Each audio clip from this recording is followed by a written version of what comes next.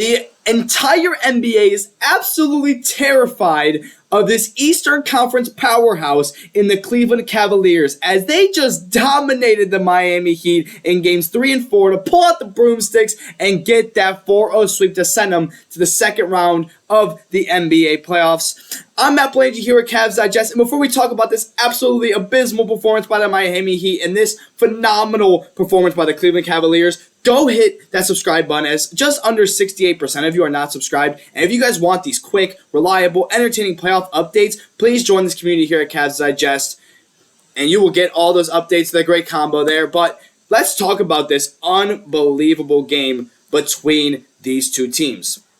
Or I should say one team, as the Cleveland Cavaliers won by 55 points in what was just an embarrassing game. The Cavs started off 53-17 in the first quarter. It was so one-sided.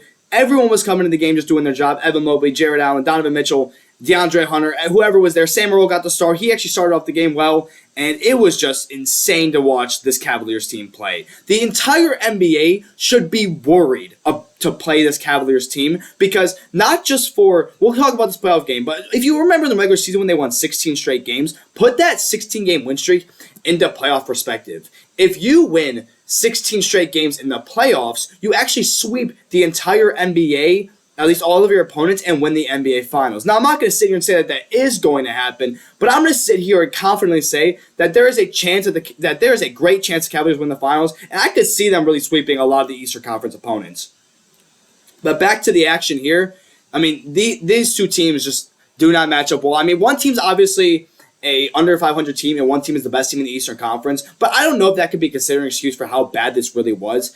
And when you look at a lot of things, you look at the differences of last year, but I want to look at the differences of what we saw for early in the season and what we saw just from this Cavaliers team, like now, what we're seeing now. The one big key who played great, had just around 20 points today, was DeAndre Hunter. He has been lethal for this Cavaliers team. 17 points per game is phenomenal off the catch and shoot, and it's not only that. I want to really compare him to Caris LeVert, but what we wanted from Caris LeVert is DeAndre Hunter. They play very similar. DeAndre Hunter just does it so much better. He's consistent. 40% from the three is elite at the NBA level. 47% from the field is pretty good. He's great at protecting the ball. A turnover a game is fine when you average 1.4 assists per game. You come off the bench. I mean, this guy is a spark plug. He is the true X factor for this Cavaliers team, and it has been phenomenal to watch him play. And he came in today, and he was just on fire in the first quarter. I mean, you can see it here. Just look how easy it is for DeAndre Hunter. You could just see the offense from these two teams. DeAndre Hunter immediately catches it, just goes past the defense into the help defender, and is able to draw the and-1. That's first quarter momentum you get right there. I mean, that's how bad it was. At that time of that bucket, it was already getting bad for the Miami Heat, but DeAndre Hunter has just been so good. I mean, that trade at the trade deadline has led into so much success for this Cavaliers team, because they've been always looking for that consistent small forward, and they really, really got out of him. Even if he doesn't start a single minute, because he can play starter level minutes or near that and put up a phenomenal performance like he did today. Well, another thing that we have to highlight looking at this Cavaliers team is the performance of all of their players. I mean, it wasn't just DeAndre Hunter. Donovan Mitchell had a crazy good game today. I wouldn't say crazy good game, but he had a good game, excuse me. And it's also really impressive to see that, because he did not play great in Game 3, and there was multiple players that didn't play great in Game 3, and he was one of them, unfortunately. But he had a good bounce back today. Obviously, Darius Garland not be there doesn't open up the floor as much for Donovan Mitchell, but he kind of is the guy that opens up floor for himself, so it's okay. It was really, really good to see him, Ty Jerome, and DeAndre Hunter do it again, and that big man duo of Mobley and Jarrett Allen has just been great all season long. It is so hard to stop those two. Bam Adebayo is an all-star level player, a defensive player of the year level player, and he cannot stop those big men down low. And again, I'm going to knock on wood. If these guys stay healthy, it is the best front court, or at least the best power forward center duo in the NBA. It's not even really that close. These guys dominate. The only team that really competes with that is if the Thunder have Chet and Hartenstein in the same lineup. Other than that, those two are absolute studs. It is so good to see them perform at this level. I mean, look at this score. These guys dominated today. The entire NBA should be scared that they are hitting that prime state where they could win 16 straight. They could really be at their best right now. Whether Darius Garland plays or not, this team is unbelievable. It's also another storyline that kind of built up around this game is seeing Tyler Hero get shut up. I mean, after the 3-0 loss, we know the little beef. I made a video about that, so did Billy, so go check those ones out. Tyler Hero was talking about how the team fights a lot. He was talking about how Darius Garland doesn't play defense, about Tyler Hero, he was clashing back. Darius Garland were going back and forth about who plays defense, who doesn't. Well, Tyler Hero, they scored a combined 83 points and allowed a combined 138. So I don't really know if this storyline kind of has ended today. Tyler Hero talked about how they weren't going to go out 4-0. Well, they did pretty easily. That was really, really embarrassing to see that storyline.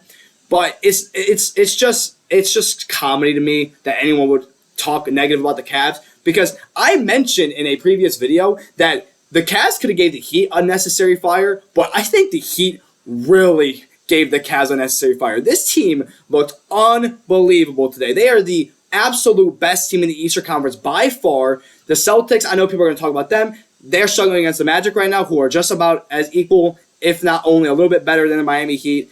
And I wouldn't say struggling, obviously, but they are not playing near as good as the Cavs. The Cavs, if they played in a 7-game series, a lot of the media has been against the Cavs in a 7-game series against Boston. It's starting to change, in my opinion. Donovan Mitchell, I think, needs to improve a little bit. I definitely want to see him play a little bit better. If we advance as far as we go in the playoffs, I want to see Donovan Mitchell play like a 35, 40-point performer. But it's crazy that we're winning by 37 points, by 55 points, and we don't even need to have Donovan Mitchell dropping 30. That's how deep this Cavaliers team goes. I mean, even look at what Javonte Green was doing to these fools. Free strip, give me those, give me that yam time. Javonte Green, there are people that I know will see this video that might have not even heard of him. He barely plays. He went for 11 points against the Miami Heat. We were having anyone do whatever they wanted on the court. This team is dangerous, and the entire NBA should be terrified of the Cavaliers. They have been unbelievable in the last 2 games, and it's starting to terrify the entire NBA. More things. I mean, DeAndre Hunter, Ty Jerome again had a phenomenal night. He has been out of this world in this playoffs. He only had 1 bad game in round 1. The other 3 were unbelievable. Game 1, he was sick. What also is impressing to me, and we're going to go back to Evan Mobley here, is the defense. This Miami Heat team was a team that came in. They had to win 2 straight games in order to make the playoffs, and they did. Good for them. But they were kind of hot, at least on the offensive side. It's really good to see the defense, especially, again, a defense that has its highs and lows, but they have obviously had the Defensive Player of the Year winner now. And seeing their defense play just that locked down the last 2 games. I mean, I just showed you that Javonte Green video. That's Javonte Green locking down Duncan Robinson. You've probably heard of one. You might have not heard the other. I don't know who's watching, but there's a chance that you've only heard of Duncan Robinson and not heard of Javonte Green. And he was stripping them, dunking all over them. This team was just playing out of their mind today. And that is why the entire NBA should be absolutely terrified of this Cavaliers team, because they look unstoppable right now. This team's ceiling is the winning the NBA championship. That's their ceiling. Their floor is the Eastern Conference Finals. I'm telling you, they're making it there, and we should be so confident after seeing this game. I know it's against a team that was barely 500, but they had a lot of momentum going into the playoffs. And when you have guys just firing away, you have DeAndre Hunter, who has just changed this team around, made a consistent small forward, and adds another spark plug off the bench, especially to pair with Ty Jerome, who has been so good off the Cavaliers bench. You have those 2 guys who are X factors. Tristan Thompson was able to get minutes today. Sam Morril started, and he didn't play great, but he played a lot better than he did in his first start in Game 3. So this Cavaliers team just can do whatever they want, whoever they want. If Darius Garland comes back, that's going to be their starting lineup. Garland, Mitchell, Strus, Mobley, and Allen. I mean, this team looks unstoppable right now, and I cannot wait to see how far they go. So drop a comment down below and hit that subscribe button. Let me know how far you think this Cavaliers team is going to go. Let me know your thoughts about watching this absolutely dominating performance about this Cavaliers team, and why the NBA, the entire NBA, should be terrified of those Cleveland Cavs. Thank you guys for joining me here on Cavs Digest. Hit that subscribe button, drop a comment, let me know how you feel about the Cavs right now. And as always, thank you guys for joining me here.